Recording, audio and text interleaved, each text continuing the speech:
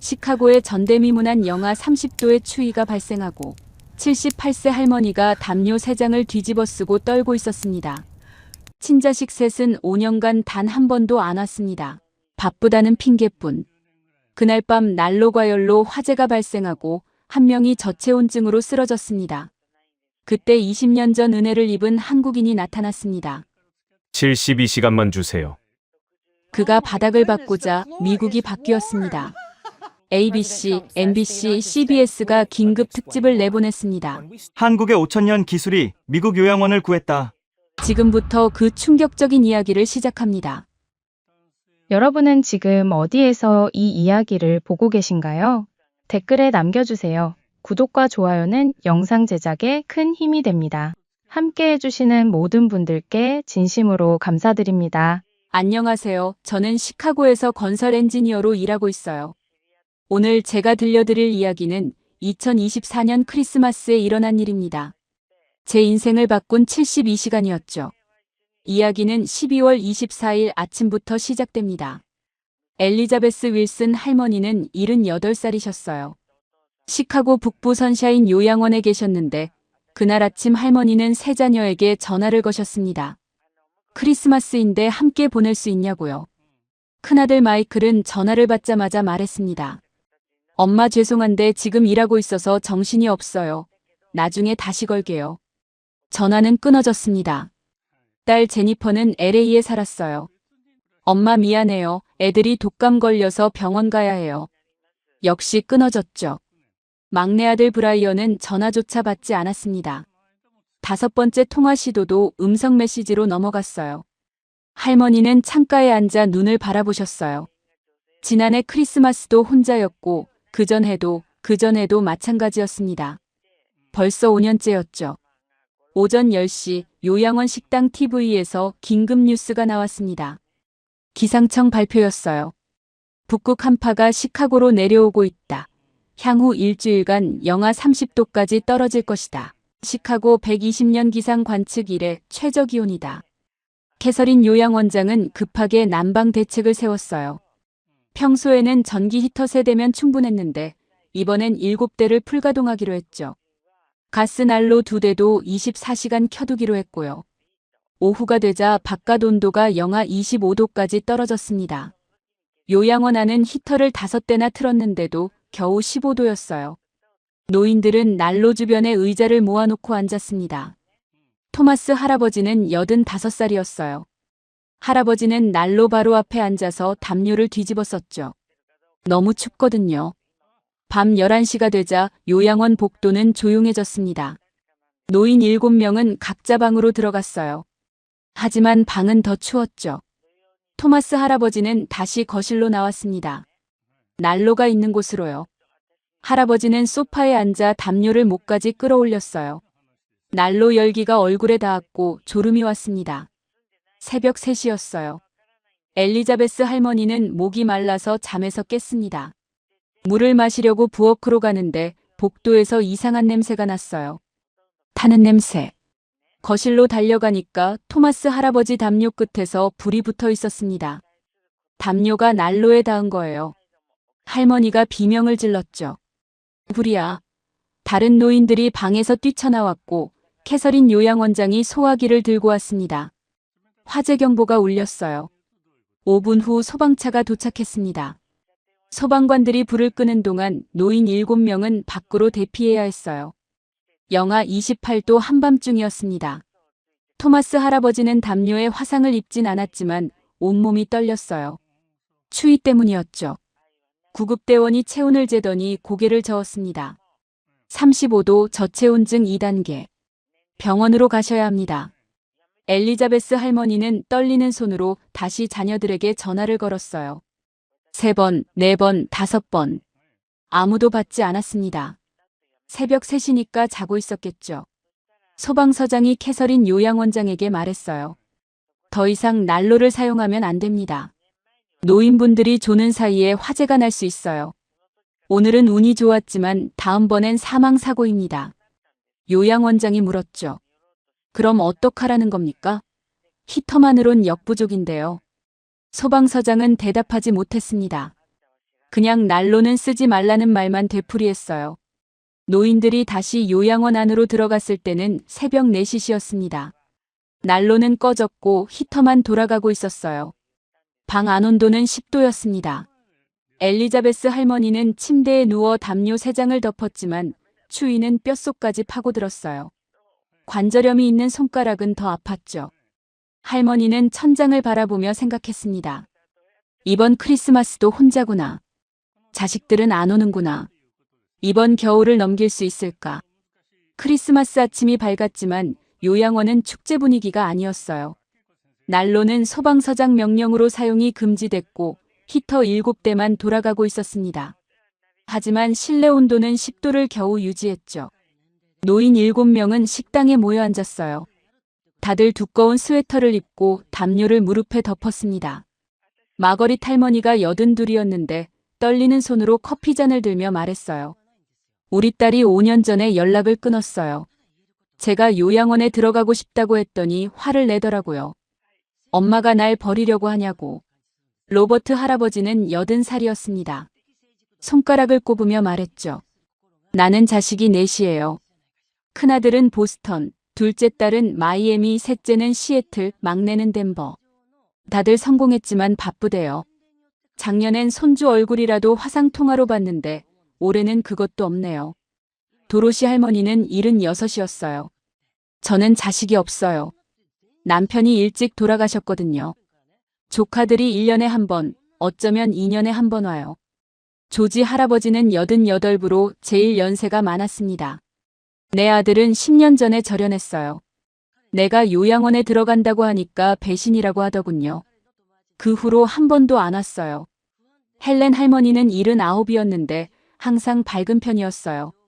하지만 오늘은 목소리가 가라앉았죠. 제 딸 둘은 1년에 한 번씩 와요. 그런데 올해는 크리스마스인데도 문자만 왔어요. 미안하다고 바쁘다고. 엘리자베스 할머니가 식탁을 둘러보며 물었습니다. 여러분, 우리가 뭘 잘못한 걸까요? 자식들을 키우고 학교 보내고 대학까지 다 보냈는데 왜 우리는 이렇게 버려진 걸까요? 식당이 조용해졌어요. 아무도 대답하지 못했습니다. 토마스 할아버지가 병원에서 돌아왔어요. 손에 붕대를 감고 있었죠. 할아버지가 의자에 앉으며 말했습니다. 엘리자베스, 원망하지 마세요. 요즘 젊은이들은 바빠요. 우리가 이해해야 해요. 엘리자베스 할머니 눈에 눈물이 고였어요. 이해는 하는데요, 토마스. 그래도 너무 외롭잖아요. 크리스마스인데. 할머니는 창밖을 바라봤습니다. 눈이 내리고 있었어요. 그러다 문득 20년 전 일이 떠올랐죠. 그때는 남편이 살아계셨어요. 시카고 외곽집에서 새 아이와 함께 살았죠. 어느 날 막내 아들 브라이언이 대학 룸메이트를 데려왔습니다. 한국에서 온 유학생 김준혁이었어요. 준혁은 25살이었고 생활비가 부족해서 아르바이트를 3개나 했죠. 브라이언이 말했어요.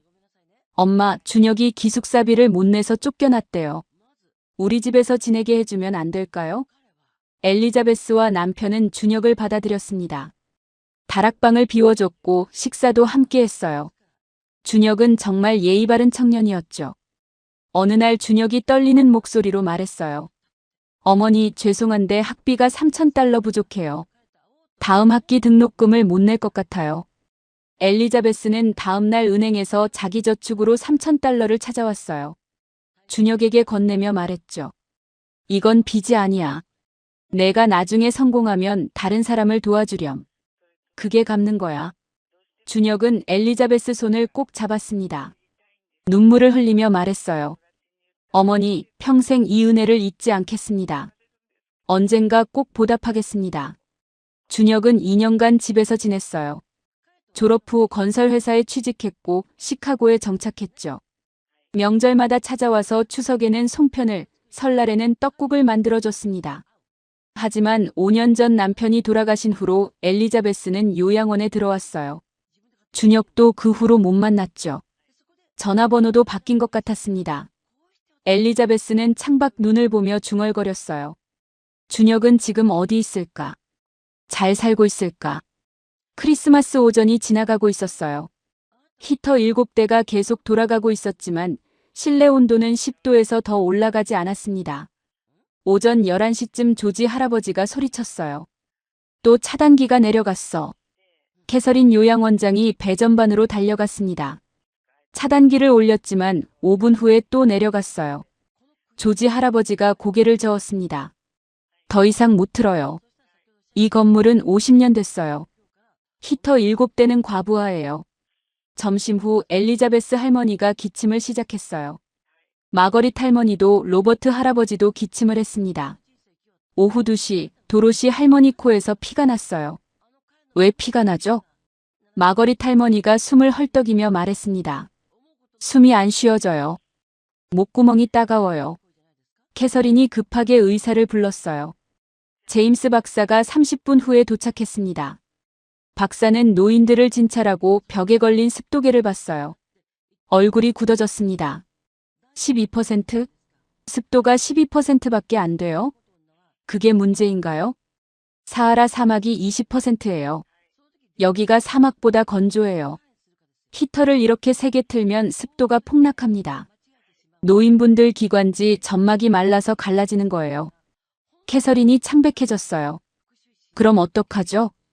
박사가 한숨을 쉬었어요. 더 심각한 건 지금 시카고 전체가 이 상황이라는 거예요. 병원은 호흡기 환자로 포화 상태입니다. 더 이상 받을 수 없어요. 그럼 우리 노인분들은요? 히터를 줄이면 저체온증으로 쓰러질 거고 계속 틀면 폐렴입니다. 솔직히 방법이 없어요. 7일 후 한파가 끝날 때까지 버티는 수밖에요. 그때까지 이분들이 버틸 수 있을지. 그 순간 헬렌 할머니가 소파에서 미끄러졌습니다. 의식을 잃은 거예요. 헬렌. 엘리자베스가 소리쳤어요. 박사가 달려가서 맥박을 짚었습니다. 구급차를 불러요. 지금 당장. 구급차가 20분 후에 도착했어요. 병원에서 1시간 후에 전화가 왔습니다. 헬렌은 탈수와 저체온증 초기예요. 하루만 더 늦었으면 위험했을 겁니다. 저녁이 되자 바깥 온도는 영하 32도까지 떨어졌어요. 엘리자베스 할머니는 창가에 앉아 눈을 바라봤습니다. 히터 소리만 웅웅거렸고 기침 소리가 복도에 울렸어요. 할머니는 조용히 중얼거렸어요. 이번 크리스마스가 내 마지막 크리스마스인가 봐. 밤 10시였어요. 노인들은 다들 방으로 들어갔고 캐서린은 사무실에서 서류를 정리하고 있었습니다. 그때 현관 초인종이 울렸어요. 캐서린이 깜짝 놀랐습니다. 이 시간에 누가? 인터폰으로 물었어요. 누구세요? 남자 목소리가 들렸습니다. 안녕하세요. 저는 김준혁이라고 합니다. 엘리자베스 윌슨 할머니를 찾아왔어요. 캐서린이 문을 열었어요. 40대 중반 동양인 남자가 서 있었습니다. 두꺼운 패딩에 눈이 쌓여 있었어요. 지금 방문 시간이 아닌데요. 알고 있습니다. 죄송해요. 하지만 급한 일이 있어서요. 뉴스에서 한파 때문에 요양원들이 어렵다는 걸 봤어요. 엘리자베스 할머니가 여기 계시죠? 할머니를 아세요? 네, 20년 전에 저를 도와주신 분이에요. 캐서린이 준혁을 현관에 세워두고 엘리자베스 방으로 갔어요. 할머니, 손님이 오셨어요. 김준혁이라는 분인데 아세요? 엘리자베스가 침대에서 일어났습니다. 눈이 커졌어요. 준혁? 준혁이라고? 할머니는 급하게 복도로 나왔습니다. 현관에 서 있는 남자를 봤어요. 20년 전보다 나이가 들었지만 여전히 준혁이었습니다. 준혁. 정말 너구나. 준혁이 다가와서 할머니 손을 잡았습니다. 어머니, 오랜만이에요. 엘리자베스 눈에서 눈물이 흘렀어요. 어떻게 날 찾았니? 뉴스에서 극한 한파 때문에 요양원들이 어렵다고 해서요. 이 근처 요양원에 전화해서 어머니를 찾았어요. 캐서린이 말했어요. 안으로 들어가시죠. 너무 춥잖아요. 세 사람은 식당으로 갔습니다. 준혁이 주위를 둘러봤어요. 히터 7대가 웅웅거리고 있었고 창문엔 성에가 꽉 차 있었습니다. 온도가 몇 도예요? 10도요. 캐서린이 대답했습니다. 난로는 어젯밤 화재 사고로 금지됐어요. 준혁이 벽에 걸린 습도계를 봤어요. 12%. 얼굴이 굳어졌습니다. 습도가 12%네요. 의사가 뭐라고 했어요? 노인분들 기관지가 말라서 폐렴 위험이 있대요. 하지만 히터를 줄이면 얼어 죽고요. 엘리자베스가 기침을 했어요. 준혁이 할머니 등을 두드려줬습니다. 어머니, 언제부터 기침하셨어요? 오늘 점심부터요. 준혁이 히터들을 살펴봤어요. 손으로 만져보기도 했죠. 원장님, 전기료는 얼마나 나와요? 평소엔 $500인데 이번 달은 $2000 넘을 것 같아요. 차단기도 자꾸 내려가고요. 준혁이 고개를 끄덕였습니다. 히터로는 안 됩니다. 네. 히터는 공기를 데워요. 뜨거운 공기는 위로 올라가니까 천장만 뜨거워지고 바닥은 차가워요. 습도도 폭락하죠. 노인분들한테는 최악이에요. 그럼 어떡하라는 거예요? 난로는 화재 위험 때문에 못 쓰는데요. 준혁이 엘리자베스를 봤습니다. 어머니, 한국에는 온돌이라는 게 있어요. 온돌. 바닥 난방이에요. 바닥 아래에 따뜻한 물이 흐르는 파이프를 깔아요. 그 열이 바닥 전체로 퍼지면서 방을 데우죠. 불을 안 쓰니까 화재 위험 없고 물로 데우니까 습도도 유지돼요. 정말요? 그게 효과가 있어요? 한국은 겨울에 영하 20도까지 내려가요. 5천만 명이 온돌로 겨울을 버팁니다. 전기료도 히터의 5분의 1이고요. 캐서린이 눈을 크게 떴어요. 5분의 1이요? 네. 바닥이 따뜻하니까 관절염에도 좋고 습도가 유지되니까 호흡기도 편합니다. 엘리자베스가 준혁 손을 잡았어요. 준혁아, 정말 그게 가능해? 가능합니다, 어머니. 제가 직접 설치해 드릴게요. 캐서린이 팔짱을 꼈습니다. 시간이 얼마나 걸려요? 비용은요? 3일이면 됩니다. 비용은 제가 부담하겠습니다.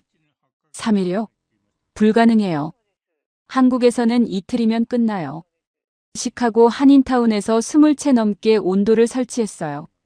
요양원은 달라요. 문제가 생기면 제가 책임져야 해요. 준혁이 캐서린을 똑바로 봤습니다. 원장님, 지금 이대로면 일주일을 못 버팁니다. 캐서린이 입술을 깨물었어요. 제 전 재산 $50,000를 걸겠습니다. 실패하면 제가 모든 책임을 집니다. 원상복구도 제가 하고요. 캐서린이 한참을 고민했어요. 창밖을 보고 히터를 보고 엘리자베스를 봤습니다. 할머니는 또 기침을 하고 있었어요. 좋아요. 캐서린이 말했습니다. 3일만 드리겠어요. 하지만 조건이 있어요. 말씀하세요. 매일 저한테 진행 상황을 보고하세요. 그리고 조금이라도 문제가 생기면 즉시 중단하는 거예요. 알겠습니다. 캐서린이 손을 내밀었어요. 두 사람이 악수했습니다. 준혁은 즉시 전화기를 꺼냈어요. 한국어로 통화를 시작했죠. 여보, 나야. 지금 시카고 북부 요양원에 있어. 온돌 설치해야 해. 급해. 준혁은 5통의 전화를 더 걸었습니다. 한인타운에서 함께 일하는 동료들이었어요. 민수야, 나 준혁이야. 크리스마스인 거 알지만 도와줄 수 있어? 요양원 노인들이 위험해. 3일 안에 끝내야 해. 12월 26일 새벽 6시 작업이 시작됐습니다. 준혁과 5명의 동료들이 식당 바닥을 뜯어냈어요. 오래된 나무 마루판이 하나씩 벗겨지면서 50년 된 시멘트 바닥이 드러났죠. 단열이 전혀 안 돼 있네. 민수가 고개를 저었어요. 그래서 이렇게 추운 거야. 준혁이 대답했습니다. 노인들이 복도에서 지켜봤어요. 엘리자베스, 토마스, 마거릿, 로버트, 도로시, 조지. 6명이 담요를 뒤집어 쓰고 서 있었죠. 두꺼운 단열재를 깔고 그 위에 빨간 파이프를 구불구불하게 배치했습니다. 30cm 간격으로 정확하게요. 오후 3시 엘리자베스가 물을 들고 왔습니다. 준혁, 물 좀 마셔. 고맙습니다, 어머니. 힘들지? 괜찮아요. 어머니를 위한 거예요. 첫날 밤이 지나갔습니다. 12월 27일 둘째 날, 바깥 온도는 영하 34도까지 떨어졌어요. 오늘이 가장 추운 날이었습니다. 준혁팀은 방들을 하나씩 작업했어요. 가구를 옮기고 바닥을 뜯고 단열재를 깔고 파이프를 배치했죠. 정오쯤 로버트 할아버지가 복도에서 쓰러졌습니다. 기침을 하다가 그냥 주저앉은 거예요. 할아버지. 준혁이 달려갔어요. 캐서린이 물을 가져왔고 로버트는 천천히 정신을 차렸습니다. 미안해요. 어지러워서. 의사를 부를까요? 아니야. 그냥 빨리 끝내주게. 준혁이 로버트를 소파까지 부축했어요. 할아버지 손이 얼음장처럼 차가웠습니다. 더 빨리 해야 해. 준혁이 동료들에게 말했어요. 노인분들이 못 버티고 있어. 오후 2시 도로시 할머니 코에서 또 피가 났어요. 어제보다 더 많이요. 조지 할아버지가 떨리는 목소리로 말했습니다. 젊은이, 우리 걱정 말고 일이나 해. 우린 괜찮아. 하지만 아무도 괜찮지 않았어요. 밤 9시 더 큰 문제가 생겼습니다. 보일러실에서 이상한 소리가 났어요. 덜컹덜컹. 준혁이 달려가 보니 보일러가 너무 오래됐더군요. 1970년대 모델. 파이프 규격이 안 맞았습니다. 이거 큰일인데. 성민이 얼굴이 하얗게 질렸어요. 새 보일러 주문하면 일주일 걸려. 준혁이 보일러를 자세히 살펴봤습니다. 개조할 수밖에 없어. 위험하지 않아? 민수가 물었어요. 위험해. 하지만 다른 방법이 없어. 준혁은 밤새 보일러와 씨름했습니다. 용접기를 가져와서 파이프를 맞춤 제작했어요. 불꽃이 튀었고 땀이 비오듯 흘렀죠. 복도에서 엘리자베스가 지켜보고 있었습니다. 할머니는 의자에 앉아서 준혁이 일하는 모습을 하염없이 바라봤어요. 새벽 3시 드디어 연결이 됐습니다. 시험 가동을 해봤어요. 보일러가 웅웅 소리를 내며 돌아갔죠. 됐어. 준혁이 소리쳤습니다. 동료들이 박수를 쳤어요. 엘리자베스도 눈물을 흘렸습니다. 12월 28일 셋째 날 마지막 작업이 진행됐어요. 남은 방과 복도를 끝내고 파이프 위에 시멘트를 부었습니다. 6명이 쉬지 않고 일했어요. 정오가 지나자 노인들 상태가 더 나빠졌습니다. 마거릿 할머니가 숨을 헐떡였고 토마스 할아버지는 기침을 멈추지 못했어요. 조금만 더 버티세요. 준혁이 말했습니다. 오늘 밤이면 끝나요. 시멘트가 마르기를 기다렸다가 마루판을 깔았어요. 딸각딸각 소리가 복도에 울렸습니다. 12월 29일 새벽 5시 마지막 마루판을 끼워 넣었습니다. 끝났어. 민수가 바닥에 주저앉았어요. 준혁도 주저앉았습니다. 72시간 동안 거의 안 자고 일한 거예요. 손에는 물집이 잡혔고 옷은 시멘트와 땀으로 범벅이었죠. 동료들도 모두 지쳐 있었어요. 하지만 눈빛은 살아 있었습니다. 노인 6명이 복도에 모여 있었어요. 모두 떨고 있었지만 기대에 찬 표정이었죠. 준혁이 천천히 일어났습니다. 보일러실로 걸어갔어요. 벽에 설치된 온도 조절기 앞에 섰습니다. 22도로 설정했어요. 준혁 손이 떨렸습니다. 전원 버튼에 손가락을 댔죠. 엘리자베스가 복도에서 두 손을 모았습니다. 다른 노인들도 숨을 죽였어요. 준혁이 버튼을 눌렀습니다. 딸깍. 보일러가 웅웅 소리를 냈습니다. 온수가 파이프를 따라 흐르기 시작한 거예요. 준혁이 복도로 나왔어요. 이제 30분 기다려야 합니다. 정말 될까요? 캐서린이 불안한 표정으로 물었습니다. 될 겁니다. 노인들은 식당 의자에 앉아 있었습니다. 아무도 말을 하지 않았죠. 10분이 지났습니다. 아무 변화가 없었어요. 20분이 지났을 때 준혁이 식당 바닥에 손을 댔어요. 미세하게 온기가 느껴졌습니다. 느껴져. 온기가 올라오고 있어. 30분 후 온기가 확실해졌어요. 준혁이 신발을 벗었습니다. 양말 신은 발로 바닥을 밟았어요. 따뜻했습니다. 어머니, 한번 밟아보세요. 엘리자베스가 떨리는 손으로 신발을 벗었습니다. 천천히 바닥에 발을 내려놓았어요. 따뜻해. 바닥이 따뜻해. 토마스 할아버지가 급하게 신발을 벗었어요. 맨발로 바닥을 밟더니 그 자리에 멈췄습니다. 50년이야. 50년 만에 발바닥이 따뜻해. 도로시 할머니가 거실을 걸어 다녔습니다. 이쪽도 따뜻해요. 온 집이 다 따뜻해요. 마거릿 할머니가 무릎을 굽혔다 폈다 했어요. 관절염이 안 아파요. 로버트 할아버지가 자기 방으로 들어가더니 바닥에 드러 누웠어요. 편해. 너무 편해. 조지 할아버지가 벽에 습도계를 봤습니다. 45%. 습도가 45%로 올라갔어요. 캐서린이 온도계를 확인했어요. 실내 온도 22도. 그리고 히터는 꺼져 있었어요. 온돌만으로 충분했죠. 엘리자베스가 준혁에게 다가왔습니다. 할머니 눈에서 눈물이 흘렀어요. 준혁아. 할머니가 준혁을 꼭 안았습니다. 고마워. 정말 고마워. 내가 우릴 살렸어. 준혁도 눈물을 흘렸어요. 어머니가 20년 전에 저를 살려주셨잖아요. 이제 제가 어머니를 살릴 차례예요. 토마스 할아버지가 다가왔습니다.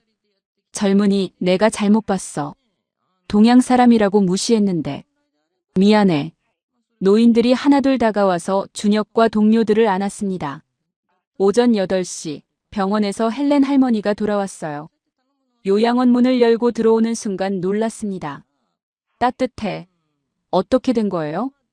헬렌도 신발을 벗고 바닥을 밟았습니다. 그리고 울기 시작했어요. 준혁이 창밖을 봤어요. 여전히 눈이 내리고 있었습니다. 하지만 요양원 안은 따뜻했어요. 민수가 준혁 옆에 섰습니다. 잘했어, 준혁아. 아니야. 우리가 함께한 거지. 식당에는 7명의 노인이 맨발로 바닥에 앉아 있었어요. 담요도 필요 없었죠. 엘리자베스가 중얼거렸습니다. 이번 크리스마스가 마지막 일 줄 알았는데. 새로운 시작이었네. 캐서린이 스마트폰을 꺼냈어요. 노인들이 맨발로 바닥을 밟으며 웃는 모습을 영상으로 찍었습니다. 그리고 생각했어요. 이걸 SNS에 올려야겠다. 사람들이 알아야 해. 캐서린이 스마트폰으로 영상을 편집했어요. 30초짜리 짧은 영상이었습니다. 처음엔 노인들이 담요를 뒤집어 쓰고 떨고 있는 모습. 그 다음엔 준혁팀이 72시간 동안 일하는 모습. 마지막엔 노인들이 맨발로 따뜻한 바닥을 밟으며 우는 모습. 제목을 달았어요. 한국인이 크리스마스에 버려진 노인 7명을 구했습니다. 오전 10시 영상을 SNS에 올렸습니다. 처음 1시간 동안 조회수 500. 별로 반응이 없었어요. 하지만 정오쯤부터 달라졌습니다. 누군가 영상을 공유했고 그게 또 공유됐어요. 오후 3시 5만. 저녁 6시 20만. 밤 10시 50만을 돌파했어요. 댓글이 폭주하기 시작했습니다. 우리 아버지도 요양원에 계신데 5년간 못 찾아뵀어요. 이 영상 보고 울었습니다. 나도 바쁘다는 핑계로 엄마 안 찾아뵀는데. 내가 정말 나쁜 자식이네요. 한국 기술이 이렇게 대단한가요? 다음 날 오전 12월 30일. 조회수가 200만을 넘었습니다. 지역 뉴스에서 연락이 왔어요. ABC, CBS, MBC가 모두 전화했습니다. 정오가 되자 조회수는 500만을 돌파했어요. 캘리포니아 LA에서 헬렌 할머니의 딸 수잔이 스마트폰을 보다가 영상을 발견했습니다. 저 사람. 3초 만에 알아봤습니다. 엄마잖아. 저게 우리 엄마야. 수잔이 비명을 질렀어요. 영상 속 헬렌은 맨발로 바닥을 밟으며 눈물을 흘리고 있었어요. 수잔도 울기 시작했습니다. 나 정말 나쁜 딸이야. 남편이 물었어요. 지금 어디야? 시카고 선샤인 요양원이래. 나 지금 간다. 수잔은 곧바로 차 키를 들고 나갔습니다. 뉴욕에서 로버트 할아버지의 큰딸 제시카가 회사에서 영상을 봤습니다. 아빠. 즉시 상사에게 조퇴를 요청했어요. 마이애미에서 둘째 딸도, 시애틀에서 셋째 아들도, 덴버에서 막내딸도 영상을 봤어요. 네 자녀가 모두 비행기를 예약했습니다. 보스턴에서 마거릿 할머니의 아들 데이비드가 영상을 봤어요. 5년간 연락을 끊었던 그 아들이요. 엄마 미안해요. 지금 갑니다. 그리고 시카고 남부에서 브라이언이 영상을 봤습니다. 직장 동료가 보냈어요. 야, 브라이언. 이거 내 엄마 아니야? 영상을 재생했어요. 엄마가 나왔습니다. 맨발로 바닥을 밟으며 우는 모습. 그리고 준혁이 엄마를 안아주는 모습. 브라이언 손이 떨렸어요. 스마트폰이 바닥에 떨어졌습니다. 동료가 물었어요. 괜찮아? 브라이언은 주저앉아서 울기 시작했어요. 5년이야. 5년 동안 엄마를 안 찾아뵀어. 나 진짜 쓰레기야. 오후 3시 ABC 뉴스팀이 요양원에 도착했습니다. 기자가 준혁을 인터뷰했습니다. 왜 이렇게까지 하셨나요? 준혁이 엘리자베스를 봤어요. 20년 전에 이분이 저를 구해주셨어요. 이제 제가 은혜를 갚을 차례였습니다. 뉴스는 저녁 6시에 방송됐습니다. 영상 조회수는 밤 10시에 800만을 돌파했어요. 요양원 전화기가 쉬지 않고 울렸습니다. 온돌 설치 문이었어요. 그리고 다음 날 아침 12월 31일 요양원 주차장에 차들이 하나씩 들어오기 시작했습니다. 12월 31일 오전 10시 첫 번째 차가 요양원 주차장에 들어왔습니다. 30시간을 쉬지 않고 운전한 수잔이었어요. 엄마, 엄마. 헬렌 할머니가 고개를 돌렸습니다. 수잔, 수잔이구나. 수잔이 달려가서 할머니를 꼭 안았어요. 미안해요. 정말 미안해요. 30분 후 뉴욕에서 온 제시카가 도착했습니다. 로버트 할아버지의 큰딸이었죠. 아빠. 제시카가 아버지를 안았어요. 정오쯤 공항에서 택시 3대가 동시에 도착했습니다. 로버트의 나머지 3자녀였어요. 아빠. 4명이 동시에 소리쳤습니다. 로버트가 눈물을 흘렸어요. 내 자식들이 다 왔구나. 오후 2시 보스턴에서 데이비드가 도착했습니다. 마거릿 할머니의 아들이었죠. 엄마. 아들이 무릎을 꿇었어요. 용서해주세요. 마거릿이 아들 머리를 쓰다듬었습니다. 일어나렴. 엄마는 이미 용서했어. 오후 5시 마지막 차가 주차장에 들어왔습니다. 브라이언이었어요. 천천히 문을 열고 들어갔어요. 엘리자베스가 창가에 앉아 있었습니다. 엄마. 엘리자베스가 고개를 돌렸어요. 브라이언. 브라이언이 어머니 앞에 무릎을 꿇었습니다. 엄마 미안해요. 5년 동안 전화 한 통 안 했어요. 나 정말 나쁜 자식이에요. 용서 못 받아도 돼요. 그냥 한 번만 안아주세요. 엘리자베스가 아들을 일으켰습니다. 그리고 꼭 안았어요. 늦었지만 왔구나. 내 아들이 왔어. 두 사람은 한참을 안고 울었습니다. 준혁이 조용히 나가려고 했어요. 그때 엘리자베스가 준혁 손목을 잡았습니다. 어디 가니? 넌 내 아들이야. 브라이언도 준혁에게 다가왔어요. 준혁, 고마워. 엄마를 지켜줘서. 내가 못한 걸 내가 해줬어. 준혁이 고개를 저었습니다. 아니야, 브라이언. 어머니가 나를 살려주셨어. 나는 그냥 은혜를 갚은 거야. 브라이언이 손을 내밀었어요. 두 남자가 악수했습니다. 그리고 안았어요. 저녁 7시 요양원 식당에는 20명이 넘는 사람들이 모여 있었습니다. 7명의 노인과 그들의 자녀들이었죠. 다들 따뜻한 바닥에 둘러앉아 식사를 했습니다. 준혁이 창밖을 봤어요. 눈이 그쳤습니다. 한파도 끝나가고 있었죠. 민수가 말했습니다. 우리 일은 끝났어. 아니야. 이제 시작이야. 캐서린 책상 위 전화기가 계속 울리고 있었어요. 다른 요양원들에서 걸려오는 전화였습니다. 밤 10시 사람들이 하나둘 떠나기 시작했습니다. 하지만 브라이언은 남았어요. 엄마, 오늘 밤은 여기서 자도 될까요? 엘리자베스가 아들 손을 잡았습니다. 그럼. 내 방은 항상 여기 있어. 준혁이 요양원을 나섰습니다. 밤하늘에 별이 떠 있었어요. 차에 타려는데 브라이언이 뛰어나왔습니다. 준혁, 잠깐만. 브라이언이 준혁을 안았어요. 형, 고마워. 정말 고마워. 천천히 해, 브라이언. 어머니와 많이 이야기해. 차가 출발했습니다. 백미러로 요양원이 보였어요. 창문마다 따뜻한 불빛이 새어나왔습니다. 1년 후 2025년 12월 시카고 120개 요양원이 온도를 도입했습니다. 준혁의 회사는 미국 전역으로 확장됐어요. 엘리자베스는 여전히 선샤인 요양원에 계셨습니다. 하지만 이제 혼자가 아니었죠. 브라이언은 매주 찾아왔고 다른 자녀들도 명절마다 왔습니다. 그리고 겨울이 오면 노인들은 더 이상 떨지 않았어요. 따뜻한 바닥이 있었으니까요. 여러분도 누군가에게 온기를 전하고 계신가요? 댓글로 여러분의 따뜻한 이야기를 들려주세요. 구독과 좋아요는 더 많은 감동을 만드는 힘이 됩니다.